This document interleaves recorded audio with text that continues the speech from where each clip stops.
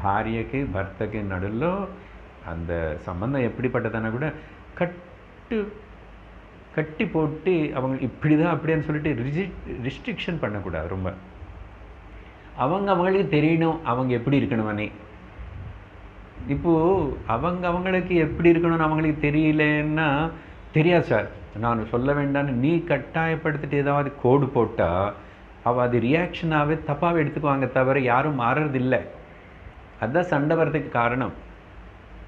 இப்போ 2 பேர் அப்படி சரி அவர் இப்படி இருக்கார், அவள் இப்படி இருக்கா, மாறுவாங்க, கொஞ்ச நாள் பார்ப்போம், ஏதாவது நல்ல வழி காட்டுவோம், கிளாஸுக்கு வா நீன்னு சொல்லுவோம். அது மட்டும் சொல்ல மாட்டேன். ஏதோ ஒன்று சரி நல்லது, எனக்கு கிளாஸுக்கு வரலன்னு ஏதோ அட்லீஸ்ட் நல்லதை கொஞ்சம் கேட்டால் ஏதாவது மாறலாம். சரி மனுஷனும்